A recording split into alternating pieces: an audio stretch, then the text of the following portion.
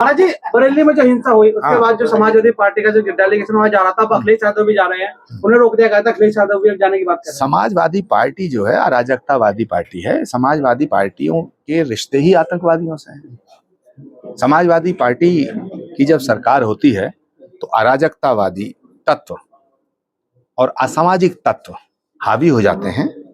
तो समाजवादी पार्टी तो खुद चाहती है कि उत्तर प्रदेश में हिंदू और मुसलमानों में नफरत पैदा हो जाए, उत्तर प्रदेश दंगों की आग में झोंक दिया जाए। मुजफ्फरनगर का कांड किसकी सरकार में हुआ? संभल के अंदर जो आज हालात हैं, इसके बीच तो समाजवादी पार्टी की सरकार में बोए गए। तो समाजवादी पार्टी का सही विश्लेषण और समाजवादी पार्टी की सही व्याख्या कुमारी बहन मायावती जी ने करी थी। और बहन मायावती जी ने समाजवादी पार्टी की व्याख्या करते हुए कहा था, चढ़ गुंडों की छाती पे मोहर लगाओ हाथी पे। तो समाजवादी पार्टी की जो सही व्याख्या है वो तो कुमारी बहन मायावती जी ने की थी। और समाजवादी पार्टी और कांग्रेस पार्टी के नेता राहुल गांधी ये इस देश को नेपाल बनाना चाहते हैं। कभी कभी इस देश को बांग्लादेश बनाने की बात करते हैं, कभी कभी इस देश में अराजकता लाने की बात करते हैं। तो बात यह है कि इन्हें उत्तर प्रदेश में जो अपराधियों के ऊपर अंकुश लगाने वाली सरकार चल रही है, इन्हें योगी आदित्यनाथ और नरेंद्र मोदी के नाम से नफरत है। इसलिए ये किसी भी कीमत पर सत्ता पाने के लिए हिंदू और मुसलमानों में, मुसलमानों से हिंदुओं को, हिंदुओं से मुसलमानों को अलग करके अपनी राजनीतिक दुकान, अपनी राजनीतिक रोटियां सेकना चाहते हैं। इसीलिए अखिलेश यादव जी बार बार इस तरह की सियासत कर रहे हैं। आई लव मोहम्मद को लेकर जिस तरह से विवाद शुरू हुआ है और जगह जगह उसको लेकर हिंसा भी हुई है, चाहे वो उत्तर प्रदेश रहा हो, महाराष्ट्र रहा हो, पश्चिम बंगाल रहा हो, उसको लेकर क्या सोचते, क्या कहेंगे? जहां लव है वहां प्रोटेस्ट नहीं है, जहां प्रोटेस्ट है वहां लव नहीं हो सकता। तो जहां तक सवाल है पैगंबर मोहम्मद साहब का, प्रॉफिट मोहम्मद का, तो मोहम्मद साहब से मोहब्बत करने को किसने मना किया है? करो, लेकिन ये कैसी मोहब्बत है जो सड़कों पे उतर करके दिखाई जा रही है? ये मोहब्बत नहीं है।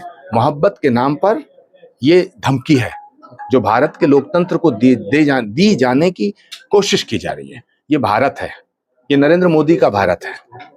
महाराज जी, 2027 में क्या कल्कि मंदिर जीर्णोद्धार की बात भाजपा कर रही है, वो मुद्दा बनेगा? क्योंकि अयोध्या एक बड़ा मुद्दा रहा है। नहीं, संभल जो है वो बहुत पौराणिक स्थान है। संभल में भगवान का अवतार होगा। अवतार होने से पहले श्री कल्कि धाम का निर्माण हो रहा है। श्री कल्कि धाम का निर्माण करने के लिए पिछले वर्ष भारत के यशस्वी प्रधानमंत्री आदरणीय नरेंद्र मोदी जी स्वयं संभल आए थे। जहां तक सवाल है मंदिर और मस्जिद के विवाद का, तो मंदिर और मस्जिद का विवाद अदालत में विचाराधीन है। जो अदालत फैसला करेगी वो हमें स्वीकार होगा। महाराज जी, जितने भी हिंदू धर्मगुरु हैं, चाहे वो यति नरसिंह महाराज हो या और भी कोई, तो कह रहे हैं हिंदुओं की जो जनसंख्या वो खतरे में है, महिलाओं को एक बच्चा नहीं अधिक बच्चे पैदा करना चाहिए हिंदुओं को लेकर, उसको लेकर क्या कहेंगे? देखिए, भारत हिंदू स्थान है, भारत को हिंदुस्तान कहते हैं। ये हिंदुस्तान शब्द ठीक नहीं है, हिंदुस्तान नाम का कोई शब्द नहीं है। शब्द है हिंदू स्थान, हिंदू स्थान। तो भारत को कुछ लोग हिंदुस्तान कहने में डरते हैं, और मैं आज बहुत गंभीर बात कह रहा हूं कि भारत हिंदू स्थान है और इस हिंदू स्थान में पैदा होने वाला प्रत्येक व्यक्ति हिंदू है। तो वहां जहां हिंदू स्थान हो, जहां पैदा होने वाला प्रत्येक व्यक्ति हिंदू हो, तो वहां बच्चे पैदा कम करो ज्यादा करो उससे कोई फर्क नहीं पड़ता। यहां पैदा होने वाला प्रत्येक व्यक्ति हिंदू है। बिहार में चुनाव होने जा रहे हैं और वहां पर आरोप लग रहे हैं कि वोट चोरी करने का। वोट चोरी का आरोप वो लगा रहे हैं जिनका इतिहास ही चोरी का है, जिन्होंने इस देश की संपदा को चुराया है, जिन्होंने इस देश की प्रभुता से समझौते किए हैं, जिन्होंने परिवारवाद की राजनीति करी है। इन्होंने आरोप लगाया था चौकीदार चोर है, जनता ने जवाब दिया। इन्होंने आरोप लगाया राफेल चोरी का, जनता ने जवाब दिया। इन्होंने अब फिर आरोप लगाया है कि वोट चोरी का। बिहार की जनता जवाब देगी और 2029 में भारत की जनता जवाब देगी। आचार्य जी, बिहार चुनाव के बारे में क्या कहना है आपको? बिहार की जनता वही फैसला देगी जो हरियाणा की जनता ने दिया, जो महाराष्ट्र की जनता ने दिया। हमारे शास्त्रों में एक सूत्र है, प्रत्यक्षम किम प्रमाणम।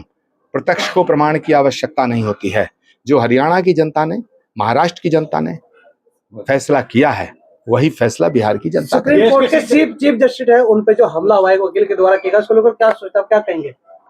देखिए, व्यक्तिगत हिंसा की अनुमति सनातन नहीं देता।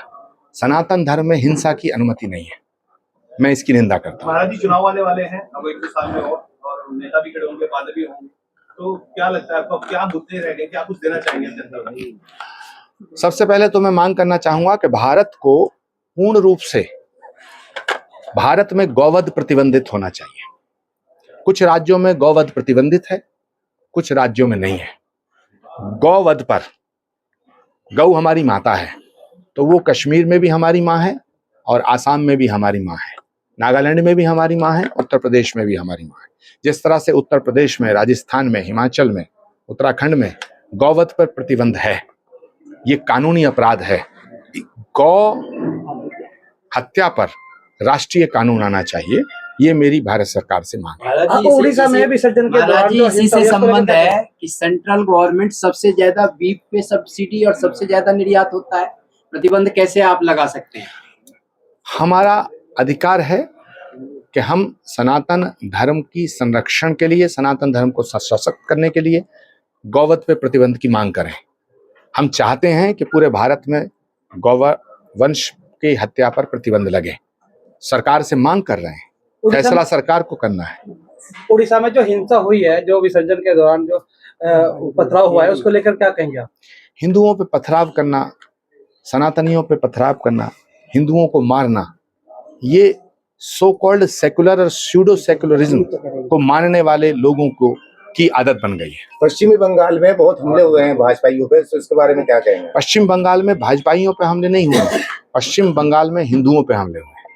पश्चिम बंगाल में जो वामपंथी और ममता बनर्जी की जो पार्टी है, उसके जो लोग हैं, वो एक गुंडों की जमात बन गए हैं, वो अपराधियों की जमात बन गए हैं, और वो पश्चिम बंगाल को बांग्लादेश बनाना चाहते हैं, इसीलिए ये हमले हो रहे हैं।